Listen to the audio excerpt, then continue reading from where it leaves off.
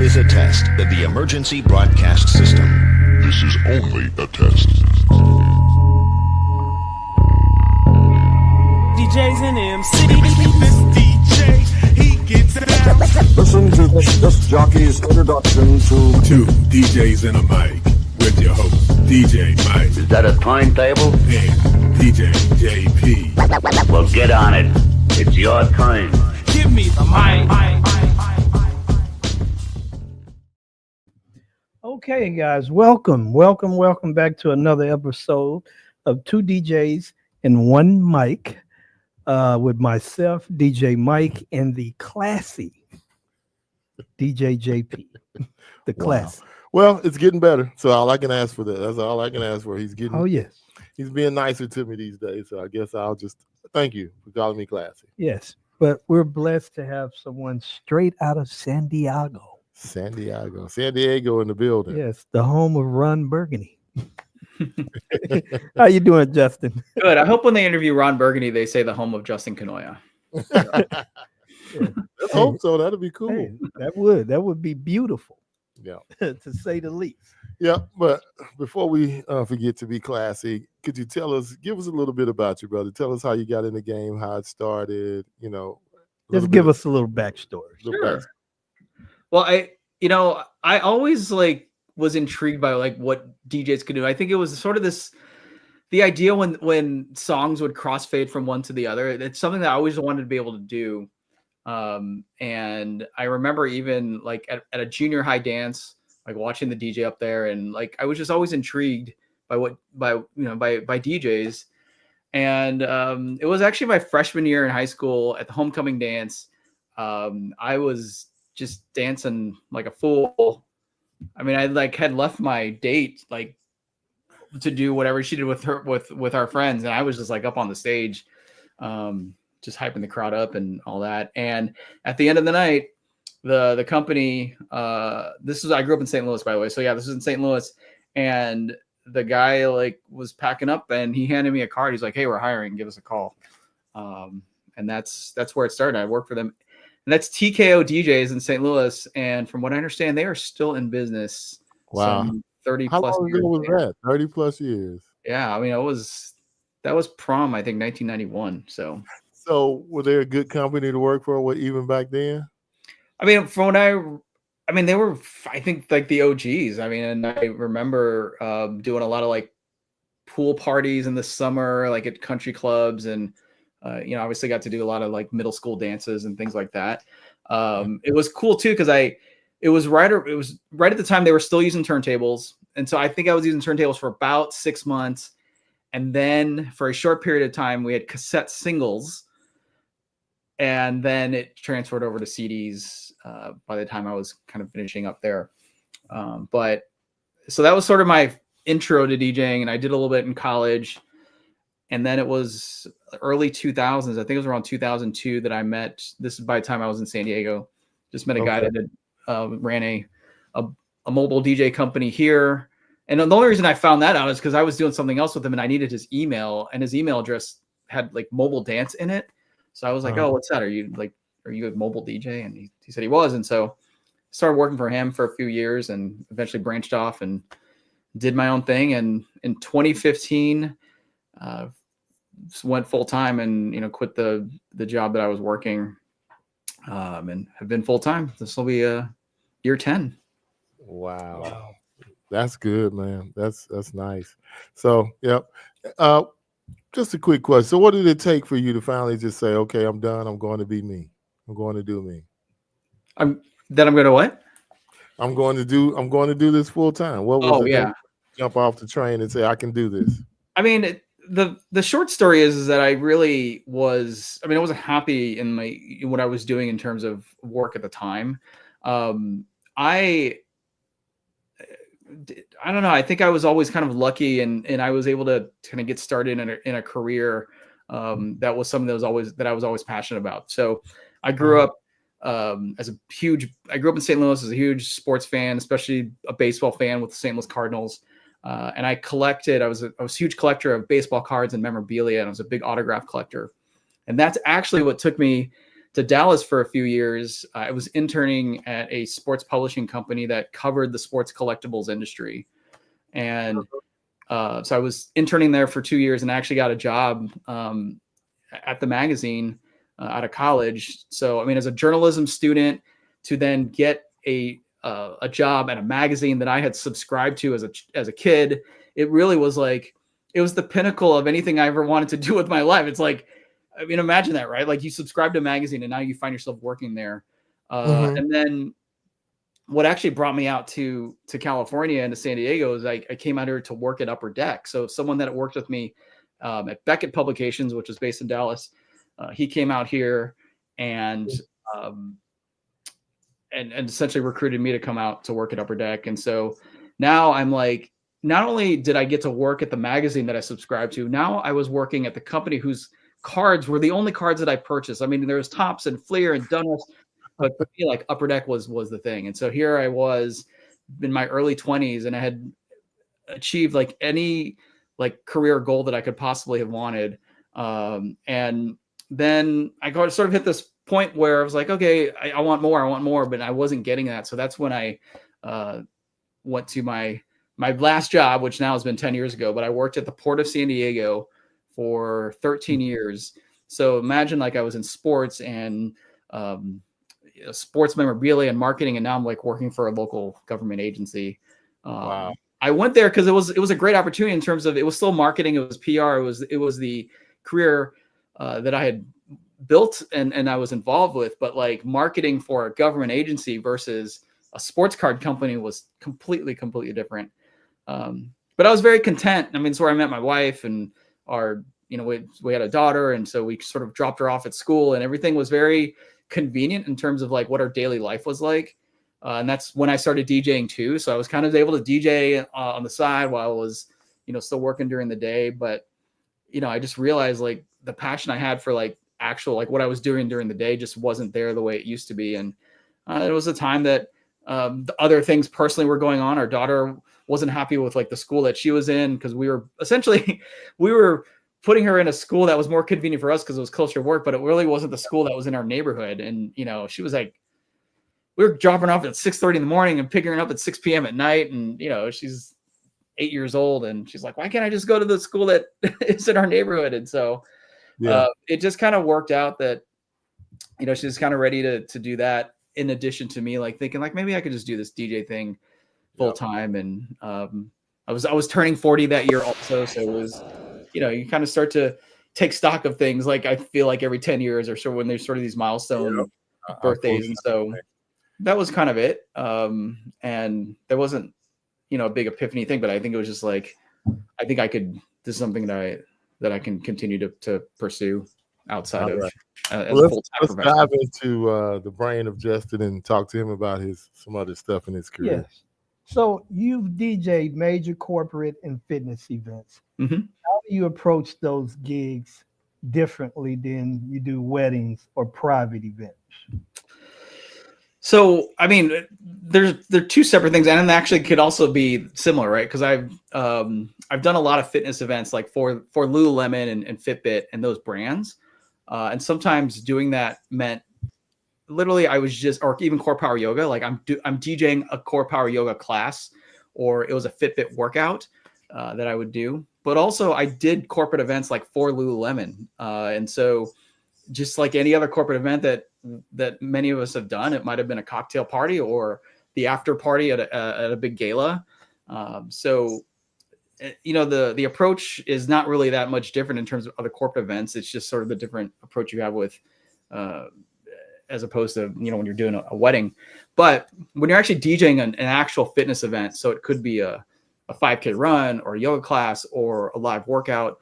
I think, like many things, right, you got to talk to your client. And in that case, the client is not only the brand that you're doing, but it's the instructor or the coach or the teacher that's actually doing the workout or the class.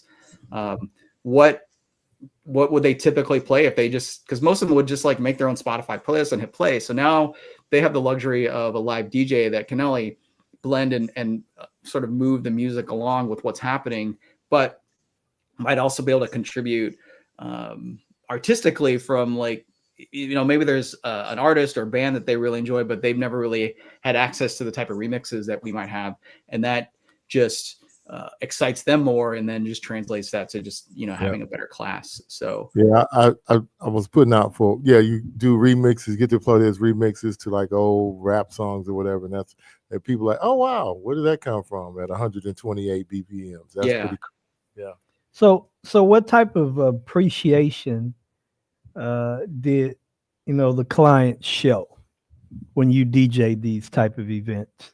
I mean, I think from, especially if it's an instructor, they just love the fact that there's someone live that's playing the music, because most of the time, they are just playing straight off a playlist that they've made, and it's just, it's the full 3-minute, 4-minute track, and it fades out, or maybe it's a quick end and then another song gets going. But when they work with me or any other live DJ, it's something that's more constant in terms of the music, but also it's much quicker. We're able to move things along and only, quick mix. And that's something that they can't do on their own. They also like the excitement and the surprise of songs coming in, because they usually know what song's coming up because they've made the playlist. But now when a DJ is doing it, it's a nice surprise for them. I think the best thing though is that I've in some ways found that many of the people either in the class or the instructors themselves have kind of become my ideal client. Like the ideal bride for me tends to take yoga classes, or they're a spin instructor. And I think not only it's because of the age and that demographic, but I think it's just the music. I mean, the kind of music that I would play in those classes are the type of music that they want at their wedding. So that tends to work out too. So I've actually done a lot of additional events outside of that. I think I've done like 5 or 6 spin instructor, they've hired me to do their wedding, and I've done just numerous yoga teachers as well, and other people that I've just met in run clubs and workout groups. It's been a pretty large number of people that I've ended up doing their weddings, and they've just sort of been in that fitness circle. Yeah. Love it.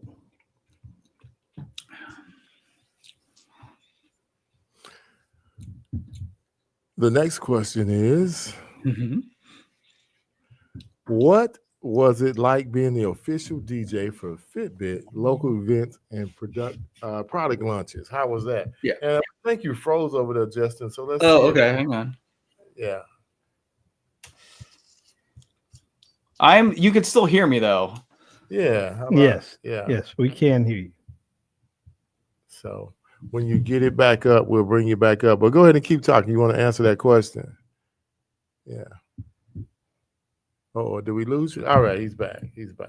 Freezes just once, so hopefully we're good after that. Yeah, but be prepared to go full screen if it happens again. So yes, Fitbit Local was a program that Fitbit did for a few years in 2015, 2016, 2017, which essentially was they would have 2 ambassadors that would have monthly meetups for Fitbit users. And to kick off that program, they would have the ambassadors bring everyone together. And usually it was a yoga teacher and then like a high intensity, your sort of traditional fitness coach. And that fitness coach would run everyone through a 30-minute workout, and then things would close out with a 30-minute yoga flow. So that was sort of the format of it. The first one they launched was in San Diego. So my friend who was one of the ambassadors had pulled me in. They're like, oh, I know a great DJ that'd be perfect for that.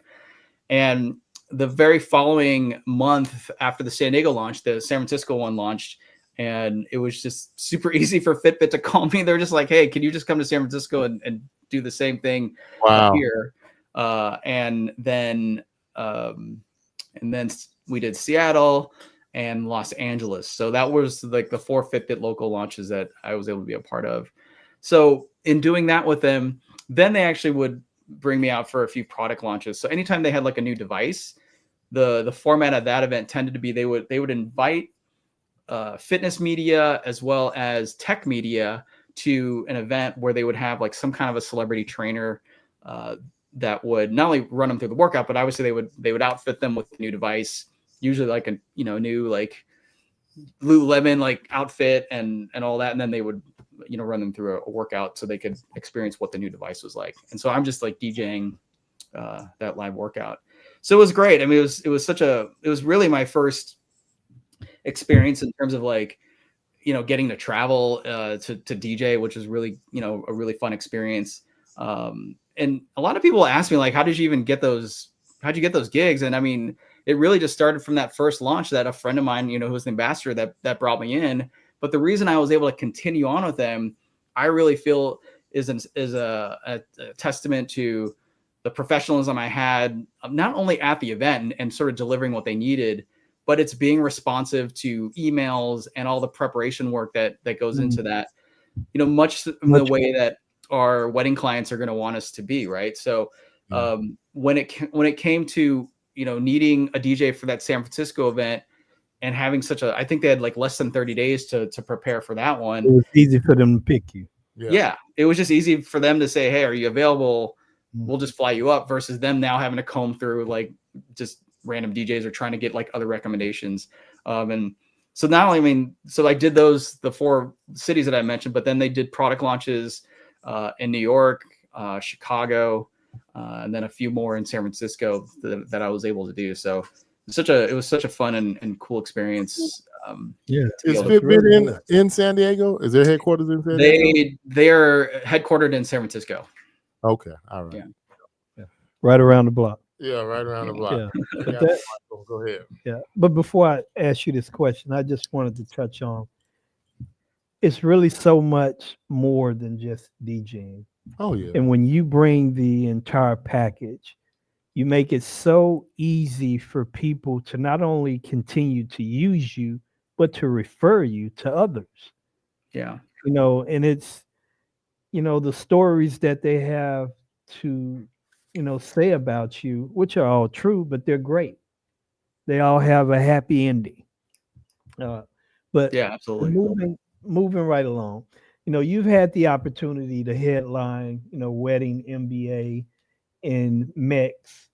What are your key takeaways from those events? Absolute privilege to be able to DJ at both of those. I will wholeheartedly say though that doing MBA is just such an amazing experience. For those that don't know, I mean, Wedding MBA is a wedding conference. So this is attended by people in all facets of the wedding industry, whereas Mobile Entertainment Expo is such a great conference for DJs. But as DJs, we're less entertained by other DJs, I think. So there is an interesting challenge to DJ for other DJs, but in the long, just as far as the experience, like at MBA, where I'm, in front of other planners and photographers, as well as other wedding vendors, like from my market, from the San Diego market, who have only just seen me DJ at weddings. It's so different when you have 15 minutes to really impress people and just be able to be creative too. I mean, it's not something that we're often asked or able to do. So to be able to put on a stage and be able to just DJ for people that for once are actually like looking at us and waiting for whatever we're doing next versus just dancing with their backs to us is just a completely different experience. And it's something that I would recommend that anyone, at least try to do. But at the same time with MEX, I think there is, it's a great opportunity to build credibility and all these other things with your peers. But I do enjoy the MEX showcases as well and being able to watch other DJs. But I think the expectation that we're all going to be like pushed up on the stage and like being all crazy and hyped up like an MBA crowd, it's definitely not going to be the same. So as long as you sort of understand that, I think it's fine. Oh, okay. I like that. Great takeaway. Yeah, I got it. Your sets are heavily influenced by 80s, 90s funk, house, and new disco. How do you balance with the crowd preferences? How do you get all of those in and keep that playlist or that must playlist satisfied? I mean, I think with anything, it depends on the event.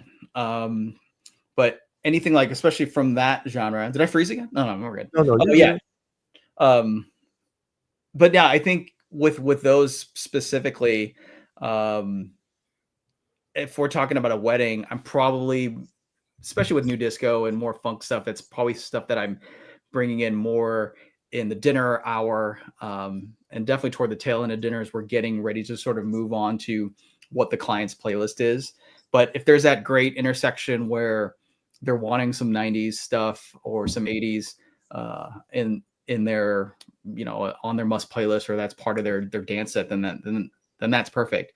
But I absolutely love, like, with new disco and artists like Block and Crown that are taking like 80s songs, but either redoing them or remixing them, and being able to drop those in, because they're recognizable. They're recognizable to the crowd, and so it may not necessarily be like for the dance period, but it's perfect like for the doors open at a corporate event, or during a more, if we're trying to get a little more high energy during dinner. So let me ask you that Sunshine remix by Wookie?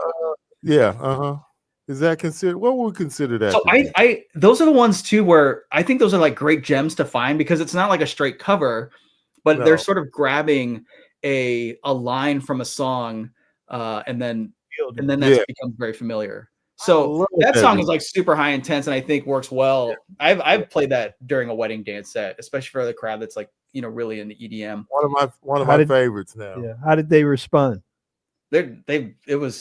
It went great. I don't know if it's how well it would do like this year and this season of weddings, but I think it was really popular like on Reels and TikTok last summer. So I'm not really sure how that worked, but there's other ones too. Like I'm just thinking of a song that, like, there's a song by, I think it's Lika, and the title is Hit Me, and she just occasionally like has the line from Baby One More Time that she sings every now and then. So it's not a cover of Baby One More Time, but at least the line is in there, and it's kind of a deep house feel to it. So it's sort of that perfect. It's sort of that perfect song to like play for, a Britney crowd, but it's during dinner. Like I wouldn't play it ever during a dance set because it would just seem a bit odd. But like during dinner, like if I wanted a deep house track, like that's a perfect deep house track to play for that crowd. Okay. All right. And those are those are the things, like sometimes I'm scanning through like new songs and there might be a title that's Hit Me or Need You Tonight, and I'm just like, I wonder if that's part of that song. And it's like, oh, it's cool. Like I recognize that. So those are always things of when you're crate digging, quote unquote. Yeah. I love that. No, we're good. So what would you say is your biggest lesson that you learned from DJing corporate events? I would say, for one, I mean, you've got to be involved in the planning process as much as possible. Also, even from the beginning, sometimes people say they need a DJ, but they really need like a full like audio production company. And I think they just equate like a DJ is there because you have some equipment and you probably have a microphone, but it's like, oh, no, you need way more than just a DJ. Like you need a DJ, but you also need like a full production company, and I'm plugging into them. This could be a much smaller corporate event, and yeah, I could handle the whole thing. But I mean, I and it's not really corporate necessarily, but I mean, there was like a street fair where there was like, oh, we need a DJ, and you would be like at like the main stage, and there's going to be 7 different acts that come up. I'm like, no.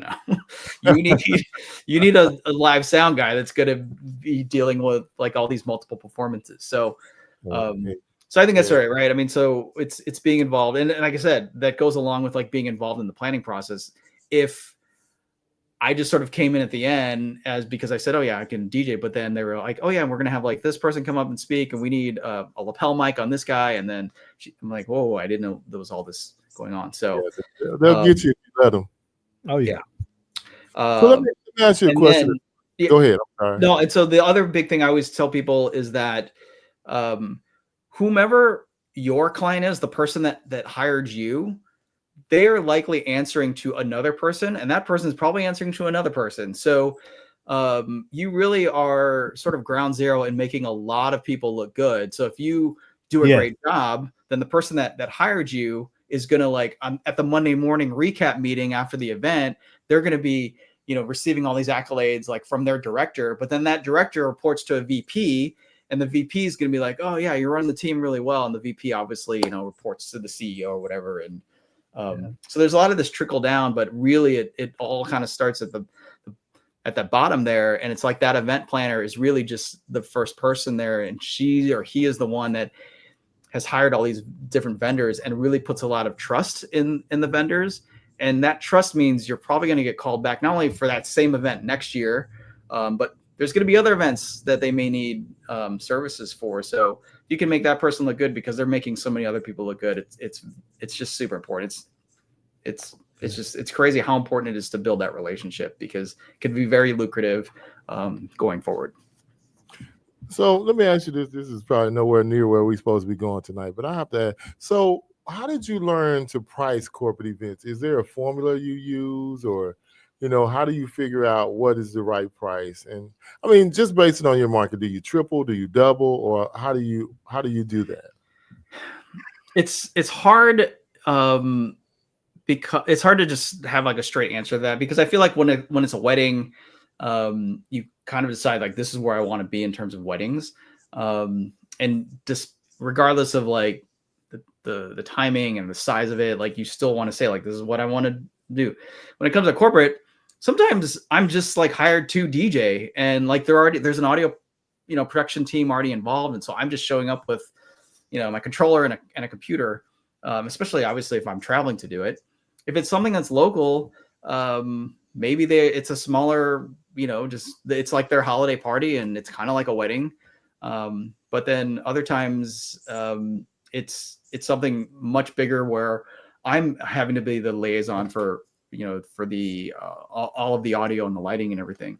So, I mean, I think the best thing, and just with anything, I feel like we all need to at least decide like, how much do we really want for us to block off a specific date? Now, obviously, if it's like, a 40th birthday party, we can't say like, oh, my minimum amount is like $3,000 because like that's what because I could book a wedding. I think we have to decide, and delineate between those two things. But I think for me, I do feel like the scope of work that goes into a larger corporate event is somewhat and as far as the can't figure the word, but as far as like the scope of work for a wedding versus a huge corporate event, they're about similar. So I'm at least starting around the amount that I probably want if I was to do a wedding that night. And then depending on what all the needs are or production and all that, then things could increase. But yeah, I mean, and that's the thing. Sometimes I've been able to charge more and probably have done less work than I would have at a wedding. But that's the thing with corporate. And I think people have mentioned this too, is that, see, I froze again. But I think what these corporate events too, is that a lot of them have like a set budget. And if they don't spend that budget, then they'll lose it for the next year. So they're willing to pay more when needed. So when you're dealing with a corporate event, which one do you prefer? Do you prefer to be that liaison that everything is going through, or would you prefer to just DJ?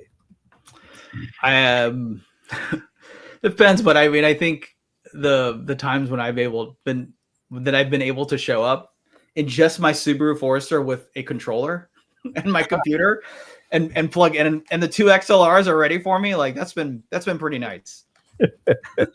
Oh, it is a beautiful thing.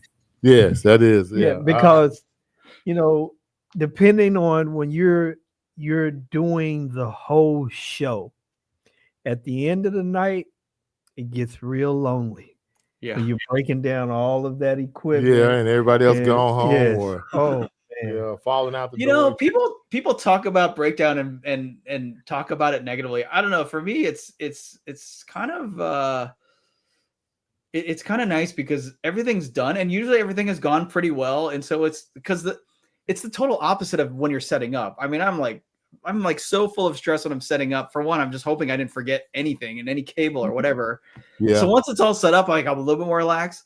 But then you still have the show, and then when the show's done, and you can just relax and start putting everything away. And I'm like super organized with how I put things away. So it's almost therapy for me. Yeah, that's different. It's different because my feet are burning. Yeah, my feet are about time. My back is hurting. Yeah, I just want to go lay down in a corner, wake me up in an hour. Yeah. I mean, it's not that I dread it or anything or dislike it, but it's just, okay, we at a finality point. So I feel really, okay, we're good. We're coming to a point. Mm-hmm. So, but yeah, I don't, that's not the happiest point of the night to me. But it is. Yeah. But when I get home and take my shoes off, probably is. But, yeah.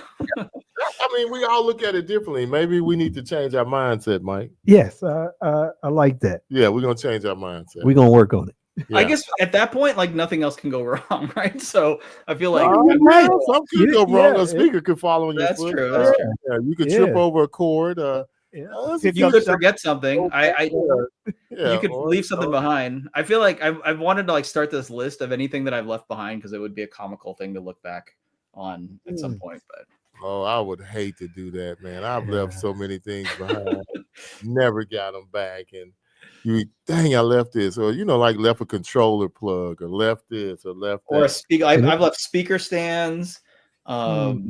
Just a microphone stand. Like I had this nice K&M $100 microphone stand that I left behind. Yep. So I think the latest thing I can remember, I left my facade sitting outside the venue, laying on a tree, about 120 miles from here. Oh my God. Well, it's the forward cover, right? It's dark, and all of our cases and bags are black, and so that's what happens. And the lady didn't even call me and tell me I left. I had to call her. I thought that might be yours. Wow. Well, see, for me, when it comes to stuff like that, that's why I like to touch my own stuff. Because if there's a lot going on, say you got somebody working with you, and it takes you out of your flow. Yeah. Then that's when things happen. I don't mind people working with me, but you have to do exactly what I want you to do. Because if not, something's going to get left. Wow. Yeah. Because if I don't follow that system, it always happens. That's why I use it. Yeah, but we won't jump into that too much. We're here to talk to Justin. We can get all into that part of it. Yes, go ahead. Yeah. All right, let me see where we at here. You already there? No, I'm not there. How do you keep your performances fresh and stand out in this very competitive industry? How do you keep it fresh? Do you practice? I was realizing that especially these last couple months, I've had to get a new computer, a new controller. I'm using Vibo. Sign up with Vibo, and so just getting all that set up. I've been doing more to run my business than actually DJing the last few months, which also includes the lack of practice. But I think if anything, I think it's important to just keep up with music. I don't know if so. I mean, I think that's related to performance. I can't say that like I am keeping things fresh in terms of like new tricks or like practicing scratching for 30 minutes a day, because we have to understand. I mean, there's most of our clients, especially if we're talking about weddings, like there's not like a ton of other things that they can compare to in terms of like performance, right? They're not like thinking like, oh, I hope he performs just as good as the Red Bull Freestyle guys. I think we're just being compared to obnoxious and cheesy DJ etiquette or lack thereof. So I think it's more about being professional and carrying yourself that way than to be full of a bag of tricks when it comes to the wedding. But I will say, when it comes to other things like get the opportunity to DJ at a conference or something like that, then I think you're gonna want to spend some time. Those sets that I did at MBA and MEX, I definitely was starting to work on those probably 2 to 3 months ahead of time, and then practicing continuously each day. Even though it's a 15-minute set, you would still practice a lot for it. Yeah. I like that. So let's move right along. Jeffrey, so what's your advice that you have for DJs that are looking to land high-profile events? Yeah, it's all about networking, right? I mean, you got to network with people that are doing those.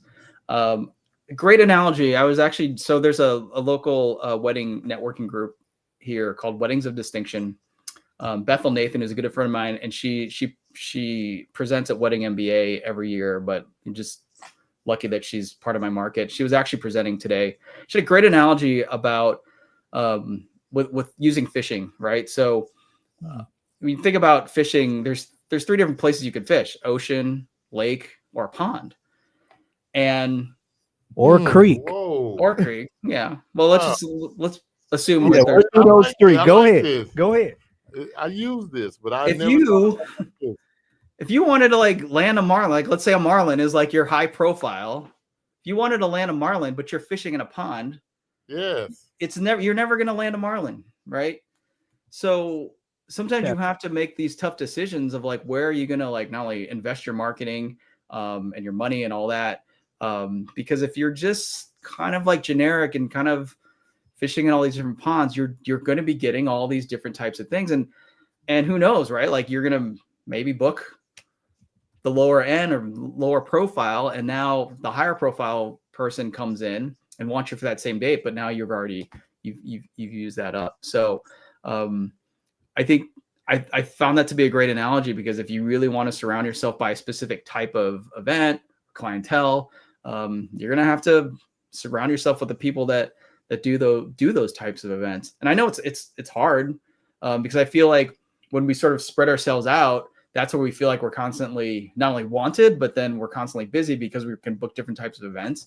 But sometimes you're booking something that because it was there, but then it locks you out for something that was a better or a bigger opportunity. Yes. I like that. I like that. That's a beautiful. That's something I always tell everybody. You got to fish in different places, and I never thought about it like that. Or you got to shop in different places or hunt in different places. But I like that. Ocean, there's no telling what you can catch: a whale, a dolphin, a shark, whatever. You might catch old Moby Dick himself. In a lake, you can probably catch a bass, a trout, a pond, maybe some crawfish, catfish. Little cat. But wow, yeah, where the lake is sort of the middle, right? And I think that's where most of us are. Where you kind of there's people that want to pay a lot and it's kind of high profile, but there's also the middle is that tough ground, So is she speaking this year at Wedding MBA? Yeah, she's been there every year. So Bethel Nathan, I would highly. What is the topic usually on? Usually she's kind of focuses on sales, and just sort of she's an officiant. One of the higher priced officiants here. Kind of a short, stocky lady. Yeah, you probably short curly hair. Yeah, we went to hear her speak. Yeah. I have heard her speak. Okay. Yeah, she's great. Right. Yeah, she really is. That's awesome. Okay, Jeffrey. What trends do you see shaping the DJ industry in 2025? The trends. Apparently, column array speakers, right? Well, is that a trend, Justin? Or is that just a thing? I mean, they're coming from finally QSC hit the market, but we won't get into all of that. Yeah. No, you know what the thing is? I'm thinking that is going to be really big. I think there's going to be less importance on a battery powered speaker and more important on having your own battery packs. I started out a few years ago, like I bought like a 300 watt Jackery, and then I went full on and got like a 2200 watt battery pack. And then just because there was a good sale, I got 2200 watt. 2200, yeah, it's like a 2200 watt. And then now I kind of have one that's sort of not really in the middle, because this is, I think my other one I got is like 1046. Who is the 22? Who made the 2200 watt? Well, I mean, Anchor and Jackery makes them, but like I actually got the Oops brand, or how you pronounce it. It's OUPES. It was much more affordable. I mean, it was still, I think, there's a bunch of different brands out there. yeah, They're but- all doing the same thing. yeah. But yeah, a friend of mine, he bought a 2,000 watt Jackery, and he did a 5-hour event and still had about 32% battery left. So yeah, that was sort of the same for me. I mean, I've used that 2200 watt one for like a 4 or 5 hour event, and I was in a situation recently where I had to set up a speaker, and I mean, I had an extension cord, but it was going to have to be like just the way I was going to have to run it, and it was going to have to go like above, like over the bar. It was not convenient, but I was able to just grab my smaller Jackery and just plug it in. So the ability to really have the power wherever you want. So it's not so much because I think the idea was like, oh, we need battery packs when we don't have power, which of course you do. But I think there's so many other situations where it's just more convenient to have the power right there. Because a lot of times we'll look at like, oh, I need to put my speaker here because it'll just be easier because the outlet's there. But now we can put the speaker wherever we want. So that's the luxury. And I think that's the one thing that I would think people should start looking into, because this is going to make your job easier.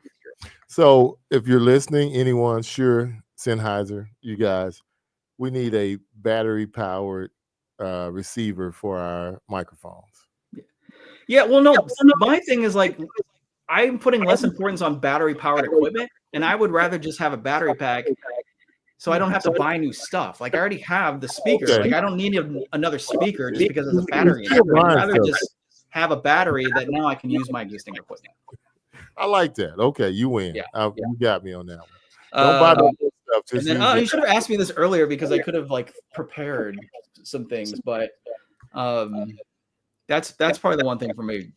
A gear. No, we want it to come off the top of your head. We don't want you to be prepared. Yeah. We want you to think right on the spot. Yeah, but we can do a part two, and you can bring in all the toys that you want. Yeah, but that's cool. I'm trying to think, Mike. What do you think? What do you think is trending? Yeah. That's a good question. I do like the battery thing, but I think it's more so all the battery equipment too, and more Bluetooth, like in the controllers and in the speakers. I think that's a trending thing too. The stuff that Pioneer, that new technology Pioneer has, but they put it in the QSC too, so it has it in that new QSC. I just got 2 new Rev 5s because for my tutoring setups, I love the fact that there's dedicated stems buttons on them. So I could potentially see in the future, as controllers are being developed, that's going to be a thing. I haven't used stems really much the last couple years for 2 reasons. One, I just had an older computer and it just didn't work. Compatible. But having to like remap a button just to get to it and all, like it was just too much for me to have to think about to do. But the fact that now it's just like built in right there and there's dedicated buttons, brother, is really nice. We have a rain performer here. Oh my God. Yes. And for me, when it comes to the trends, I think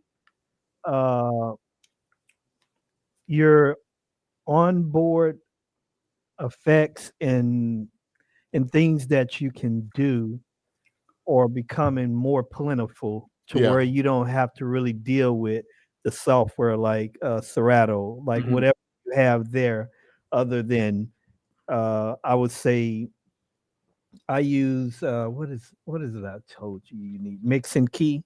Yeah. Mix and key. Is that the button? Is that the Serato? I forget which one. No, pitch and time. Pitch and time. Yeah. Pitch and time. That's one of the only effects that I use because the onboard effects are so good. Yeah. So for me, that's something that's trending more for me. I see more. Controllers have come a long way in the last 2 years. Oh yeah. Very long way. Yeah. Jeff had the opportunity to finally put his hands on the performer, and it was epic for him. It was epic.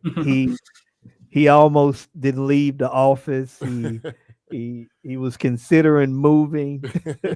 No, I had a DDJ 1000 for the last maybe 7-8 years. I had it since it came out. I bought it at Mobile Beat like the first year it came out. It dropped, and it has stuff on it, but man, now you have that performer or the new stuff now with the dedicated stems, the split stems, everything. I mean, right there. And I just loaded songs. I mean, as soon as I did my library, I started playing and the stems were right there, you know, a cappella, instrumental. Then you got your 4 other splits. So I think that's what's trending, the creativity, and the more you can do, you can make an instrumental out of anything. You can you can put a song behind anything. You can remix right there, live. Right there on the spot. Yeah. And I just love it because I'm one of those guys that crowds, and I like to hear the crowd, you know, sing along, and I love to push them, you know, get that button and hit it. So, oh yes, it's a beautiful thing. Yeah.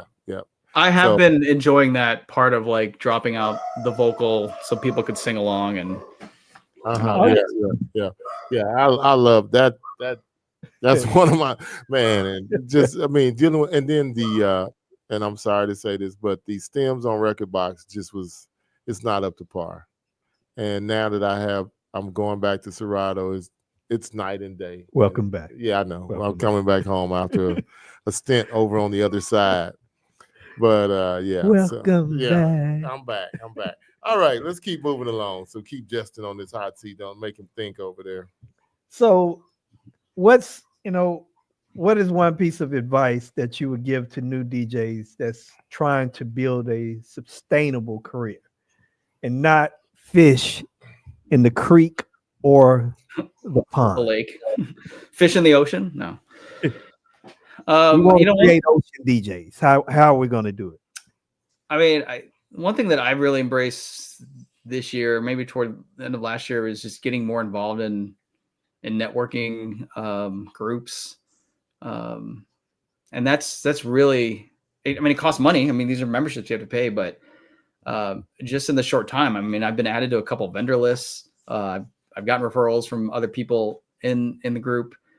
So that's been great. So I would highly recommend doing that. I think I can't say for sure why I didn't do it earlier, but I feel like it might have been some intimidation of just being younger or newer, because I think that's the one thing when you get involved, and I have to remember this too, because I'm now the veteran in this group, in these groups, that it can almost seem kind of like small little cliques within the group. And so maybe that prevented me from being a part of any of these. Can we go deep here? Why do people feel like that? Because you're just not instantly welcomed in, or they already friends with each other, so they really don't pay attention to you. So that makes it a personality thing? Or yeah, I mean, and I don't think it's intentional. I just think we're comfortable with the people we're around. I mean, you think about like the family reunion or whatever, you know, when like the cousin brings his new girlfriend, right? Like you're totally new in this whole situation with other people. And so, you know, so like the other cousins, they already have their little group that they always gravitate toward, and the older aunts and uncles, you know, do their thing. And so when you're new in the thing, and it's hard to sort of assimilate to whatever these little micro groups are. Not only that you're younger and you're newer in the industry, I mean, it's just a different, you know, it's a different atmosphere. And for me, like I'm coming into this Weddings of Distinction group, but these are people that I've been working with for the past 20 years. I've just never been in this group before. So it was a very relaxing atmosphere for me to be in, but I can also imagine like being 25 years old and like just new into the events industry, and how it could be intimidating to be around these people. But that's just how it is. And I don't think, like, again, I don't think anyone's intentionally trying to exclude people. So I think that's the one thing to keep in mind, like shed the fear of not only getting involved with that, but understand that it's going to be what you make of it. And people will be welcoming. It may not seem that way, but they definitely likely are. And you just need to put the effort to kind of break barriers and break walls. Do you guys think that also that a large amount of us just have really poor communication skills? I mean, that's part of it. And it definitely is. It's, you know, we've been raised a certain way, and we've only been around certain people, and there's just a sense of discomfort, and some may not know how to deal with that or may not want to deal with. I mean, I can just, you know, I'll see Facebook posts from DJs that have poor grammar and misspellings, and so who knows what their communication looks like, with potential clients, and with that too. So it's all those kind of things. Go there. Oh, wow. Yeah, we weren't saying it like that, but okay. No. Well, that's what I'm saying. But my thing is, I'm gonna put it to you like this: half of the battle is showing up, y'all. You can just sit in the back of the room and be a toad, but somebody will notice that you were there. Eventually, they may invite you in, but you have to freaking show up. If you don't show up, nobody ever know. I'm a good friend of mine. He ran a bartending company. He said he met a lady, and it took 2 years, but he was coming to those meetings, So after 2 years, she called him, and it turned into a 6-figure deal for him. Mm-hmm. So, you don't have to go all the time, but you need to show up and know people. And when they ask you to do something, volunteer.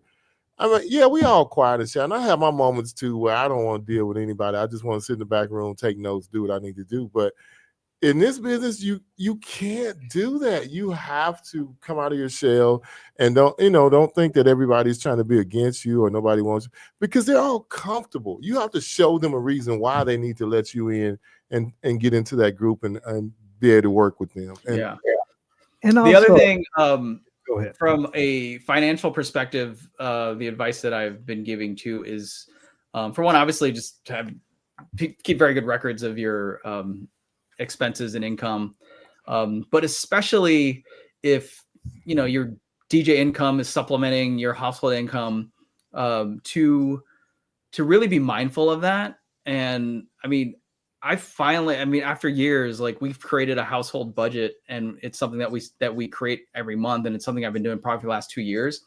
But for years, I would book a wedding and get a deposit, and all of a sudden I had $700, $800 that I didn't expect. And like, all of a sudden you got a new $800 controller or whatever. And that's probably been the biggest thing for me, is that when we're looking at like our household income for the month, that's taking into account any payments that I'm receiving that month. But any new business that I book, maybe I need that money for something, but likely it's not. You got to bring it to the house. We built our budget around what we're making for this month. That moves to the next month, and we can count that as income for the next month. And that's been a huge thing for me. My business partner has been a huge help in me with doing that too. He had a different system than how I did, and it was a great help for me financially too. I'm not a big spender, but it's just putting it in the right place. But I'm gonna tell you, one of the biggest takeaways from Max that we had in PBX was everybody was there said they wanted to learn how to treat this like a business, not a hobby, not having fun. This is a business. And the reason I came to Max and PBX is to turn mine into a business. This is not a hobby. I want people to think this is my side hustle. I want to turn this into a business. And a lot of people are just, like you say, they're just making, okay, I got $300 for the weekend. Or as my friend Terrence out of New Orleans says, hey, if I work at whatever, the gas station, I make $12 an hour, but I can go make $50 an hour and make $150 for doing, man, I'm living on top of the world. But just think, if we hit it, everybody gets a business sense, it could do even more for the industry. But well, something JP that you said when we were having a conversation, because I was talking about hiring help and how you go about doing that. The thing that you said that's really stuck with me is you said I'd rather be paying this person X, 29 grand or 20 or whatever it is, than to pay that to the IRS, right? So I've definitely been looking at more opportunities to hire and pay people to do things, because that totally makes sense. It's like, why are we paying taxes to someone that didn't help us? And you'd rather, and even though like 10,000, 15,000 might seem like a lot, well, that at least benefited you instead of just paying it to somebody else. If you hire that help to go with you to the event where it don't kill you, even though you like to break down, so that somebody just to help you talk, you need something. Hey, go do this, or to run interference, or do this, or if you got somebody just answering the phone for you, anything, instead of giving that money to Uncle Sam, reinvest it back into your business, because either he's going to get it, your wife's going to get it, or it's going somewhere. $800 control. Yeah. So every time I'm looking at hiring or like delegating a service to somebody, I always think, oh yeah, that's what Jeff said. So I'm gonna. Wow, I'm honored to hear that my Yes. words actually touch someone. All the Someone's time. actually listening. Yeah, they listen to you. But But nah, man, Justin has been great. We've interviewed Justin from a hotel room in Las Vegas. Right. Anytime I ask him to do anything, he jumps on. He's a good guy. And I mean, that group, that Betterment that Howard created, there's nothing come out of there but just quality, top-notch DJs, man. Everybody has been, it's just a beautiful thing. yeah, it really is. And again, what about that? You get invited to that room. I mean, you're invited, but you show up in that room, you're not knowing where you stack up against everybody else. That's a tough room too. Even though we're just meeting everybody through the internet, it's still a tough room to walk into because very tough. where do I measure up at, or what am I? How is everybody going to look at me? That's a tough one too. But thank God at these conferences and everywhere we go, everybody just comes in as a person and leaves your wallet or your bank account at the house and just deals with you on a level to help you. I remember when we were in Mex. I mean, not Mex. We were at Marquee. What was that? 2 years ago. And you and were Howard invited me to the dinner where we were at the Mexican restaurant. Yeah. And we rode together with Clive. Mm-hmm. All four of us rode together, and I remember going in and seeing everybody like, just listening to everybody. Some of those guys are really doing well for themselves. And you can sometimes be in those situations and not only question yourself, but you can question yourself to the point, do you feel like, man, do I fit? Do I need to be sitting here? Why? And sometimes it's not about what you may have at that particular time from a financial standpoint. It may be what you have as a person that a lot of times supersedes all of that. Yeah. Because we all have our worth, but we have to know who we are and tap into that and be comfortable with that. The thing is too, if you were enjoying sitting in those situations, like at that type of table, and even if it's just to absorb and you're enjoying that, that's when you know you're in the right place. And actually, when you asked me a while back about, how did you really know that you wanted to do this? That was the thing. I was sitting in these lunches or dinners at the government job, and I did not want to be there. I did not want to be at the table. and you're thinking about doing these other things. When I'm here with you guys, or I'm sitting at a table, or like I'm actually spending my own money to like go to a conference in Chicago to sit around a table. Like I love doing that. I love talking about DJing. I love talking with other DJs. That's when you know that you're really in the right place, because I decided on a random Tuesday to fire up my computer and talk to two guys on the internet. I mean, like, this is great. I mean, there's so many other instances, during that 13 years that I was working at the Port of San Diego, where I was just like, it's like, why am I do not want to be here right now. I just want to go home. And I feel bad for the people that continue to be in those type of situations, because they're not doing what they really either they're not, being a part of their calling, or they're not doing what they really want to do. What I admire about our industry? The people who have stepped out and have gone. It took me retiring twice for me to be able to feel comfortable to go do it. I don't know how I did everything I did when I was working all that time, but now, it's incredible, man.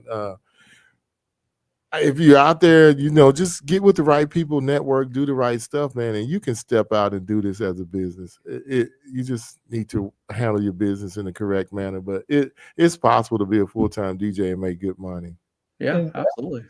And both of you guys have touched on something that I think is very important. And one is, the message that we heard continuously when we interviewed a lot of the photo boothers at MEX PBX. Treating it like a business and learning from those that have succeeded in treating their business as a business is so vital. Yes. Whether that be networking or so forth. And I'll tell Jeff this, one of one of the many things that I appreciate about him is he has shown the importance of networking. Why? And I've had the opportunity to start, getting out to those events. And it's like, man, what in the hell have I been thinking about? You know, but you have to learn how to treat it as a business and do everything that's required, not some of the things. You have to get accustomed to doing everything that's required, and you will see that it's a beautiful thing. Yeah. One, you're doing something that you love to do, and you're learning how to take that and make it profitable. Because it's one thing to do it and love to do it, but if you don't learn how to be a better business person, you'll begin to hate what you love because it's not producing. And the reason why it's not producing is because of you. Do you think that sometimes it's hard to treat it like a business when, because of what we do, and that the clients feel like we're just having fun, we're just having a good time, whereas like if it's a plumber or like the termite pest control people or a lawyer or a doctor, whatever, right? Like they understand like you're running a business, but here they like people think you're running a party company, and so like that must be fun. You have to show value, and you have to give them scenarios and make them think. Like a lot of times I tell somebody, can your iPod or your look at the room and say, hey, this isn't working, I need to change this. No, it can't. Can it say my couple is about to get introduced, and how, is the iPod going to say, hey, let's introduce, or AI, whatever the case may be, hey, we're going to bring our couple into the room? No, it can't. So you still need that emotion. So we have to find ways to show couples the value of hiring a good DJ, not just somebody just, I can DJ, so I'm just playing good music. You need to be we have to be an all-around entertainer now. We have to have 5 tools: DJ skills, technical skills. All that stuff has to be wrapped up into it. You can't just be one. You have to be able to speak clearly, and it's the whole thing. It's a business, and you have to be extremely professional now to reach the right pinnacle levels. But man, I do think that people sometimes see us and think that, but I think if like Jay is saying, if we possess all of those pieces, those traits, that it kind of makes them feel okay with that, because you see Will Smith or Bruce Willis or whatever movie star performing, you automatically see value in what they do, because you say, man, that dude is a damn good actor. Yeah. And you don't expect that, okay, I'm producing a film, I'm going to contact, Denzel Washington. You think he'll do my film for 50 grand? No, that you have to come with the goods because that he's good. Yeah. And I think with us, if people see us enjoying ourselves and they're enjoying themselves, I think they can see that value. Yeah. Do you think it's bad to enjoy yourself at a wedding? No. As a matter of fact, I'm trying to do it more because I realize that, for one, I get a lot of photos and I'm not smiling, but I think it's just because I'm just concentrating. But I do notice a difference when I see some DJs that are having a good time and dancing and smiling a lot. I mean, it just like I feel better like watching them. So I can only imagine, like, if I was doing more of that, like people I'm gonna look more approachable and I'm having a good time and not just we had that talk a long time ago. Mike said he looked at himself and he's, man, I always look angry and mad. Yeah, man, I absolutely love the fact that I get to play music for a living. Man, I love my freaking job. And I do too, but like Justin, I had to realize that you have to figure out a different way to focus. Yeah. You got to learn how to smile and be more energetic, instead of just being homed in the way that we be homed in. I'm homed in, but you know what I do? I celebrate every good mix. I celebrate everybody looking at me. I celebrate everybody dancing. I celebrate the guy who turns around and shoots at me because I hit a track that he thought I was great. And I just celebrate everything about the way. Oh man, guys, where did that come? Hey. So I just use that. I'm concentrating, but I'm also celebrating everything that I'm doing as I do it. You said something that's great, and we're going to put that as a DJ quotable. Celebrate all your tasks as a DJ. Every mix, celebrate it. Every Pump up the crowd. They jump. raise. When they raising the roof, celebrate it. When mother or mom turns around and look at you and like, wow, celebrate. So that's a good thing. Because my guy that goes with me, he's like, man, you have so much fun. I'm like, why should I be stiff and not enjoy myself? He said, I can tell when it's going to be a good night because you just go right into it. I said, hey, man, I'm here to have fun. This is my wedding too. I'm here to have fun. I think it's too like I think we just also like I just need to learn to relax more. Because like when I'm doing like a practice session at home, or maybe I just have some friends over and I'm just like messing around on my turntables at home, like. I feel like some of the best mixes come out of that just because I'm relaxed. But I feel like sometimes when I'm at a wedding, like I don't want to. Sometimes like I don't want to touch my computer because I feel like something's gonna go wrong. It's just weird. Like I'm already just like I'm stiff.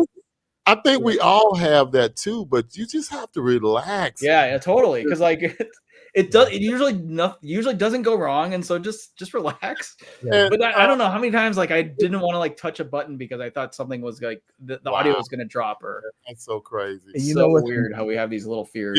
Yes. There's so many little things that get inside our head that can jack up our night to the fullestness if we let it. But and what's important with that also, guys, is we have to trust ourselves too. Yeah. This trust is your equipment. I think that's a thing. Yeah, I'm always I'm always worried something's gonna happen. Never want to turn on the mic and say, "Oh God, I hate to walk out here because I'm scared it might drop out over here," or say it drop out. The rest of the night, you totally worried. I don't want to move. Up. Yeah, I don't want. So you're right. Trust your equipment. Trust everything that is going to work properly. Just pray over it and keep it moving. Yeah, we have to. Yeah, because like one time during sound check, like there was a little cutout. Now you're just thinking like, oh, it's gonna cut out again. Oh, the whole time it's hurting you. Like, how many of you guys are just overly nervous doing ceremony because you just praying? I hope. Oh yeah, no, I don't even look at like the RF meter. I won't even look at it because if it's like one thing down, or even if it's full, I'm just waiting for it to start to drop, even though I know it's not going to. Do you have your microphones in a case or is it loose? I do have my microphones in a case, but the other thing that's funny is like how many times you don't really need to change the batteries, like they're full, or maybe there's like one bar off, and it's like you just put the batteries in for like the last 30 minutes of the last gig, and these are going to be totally fine for the 30 minutes of the ceremony. You're pulling it out. You put in a whole new batteries in. It's so stupid. Yeah, paranoia, DJ paranoia at its finest. But I want to hit one hot topic because I think I kind of enjoy this more than the stiffness here. But my friend T out of New Orleans had a problem this weekend. Well, let's say, how do you approach must-play lists? Do you definitely try to get all the bride songs in, or do you just do what you kind of want to do based on what's in front of you? I'll let you answer because I think we lost Justin for a minute. No, I'm still here. You just lose my picture every now and then. But anyway, I'm back. Well, you answered that question. So how do you approach most playlists? This will be interesting because since I started using Vibo, and I have not done a wedding yet with Vibo, but my first one will be coming up in a couple weeks.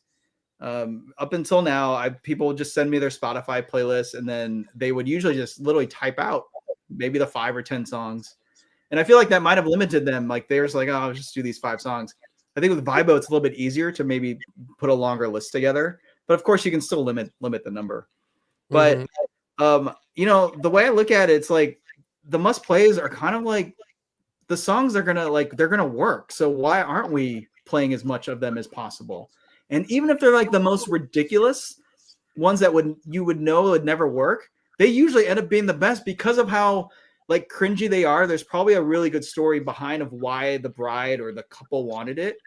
And it's likely it's some inside joke with the other friends. So, really like treat those must plays in the same way that you would treat like the banger songs of like right now. Like you're just sort of waiting. Like last summer, it's like, oh, when am I going to play the Chapel Roan song because everyone's going to dance to it. I feel like you need to look at the must plays in the same way, knowing that like you need to kind of space them out and just have them all ready to go. So then whenever, especially if you know the story behind why certain songs are must plays, then that's important. So and I'm gonna drop another gem on you. If a bridesmaid or a groomsman come and tell you to play a song because this is Becky's favorite cut or Danny's favorite jam, by all means try to play that song because that song probably means something to them from college, high school, or some kind of thing. And 9 times out of 10, it's going to be it's like another DJ was telling me, mom and son were going to dance to a Tanya Tucker song that's older than me called Delta Dawn. Horrible sounding song. But everybody in the room was singing it because it meant something to that family. So you never know. We question stuff. Most of the times these songs mean something to everybody. So I think one of the things that we can do better is I don't think we explore enough when it comes to the songs that are given to us. We don't ask enough questions. Yeah, we don't go deep. We don't ask why. Yeah. We just get the list and then we make a decision that, you know what, man, why? I don't want to play this. Yeah. You know, some of guilty. like both of you guys are saying, I think we all are guilty to some extent. You don't know the people that you're playing for. Right. And sometimes we've had experience with getting playlists that don't relate to the crowd. And we've taken that one situation or a couple of situations or what, and we've defined every event by that playlist that it won't work. But you don't know how these people are connected, because I've had situations where everything that they said was like bangers for them, but for anybody else, it made no sense. Yeah, none whatsoever. But and it was a lesson. Like, yeah. So and that's why I always when I have my discovery calls with couples, I talk about my approach is to play good music. But when I say that, I go, playing good music is very subjective, because what's going to work for you and your crowd is maybe that might be on the do not playlist for the other crowd. So that's why it's real important for me to understand, what's good for them and what their friends and family like, because I think that's the luxury of having the DJ too, is that they're able to drop these sort of unusual songs at these weird moments, but it just sort of makes for a great moment.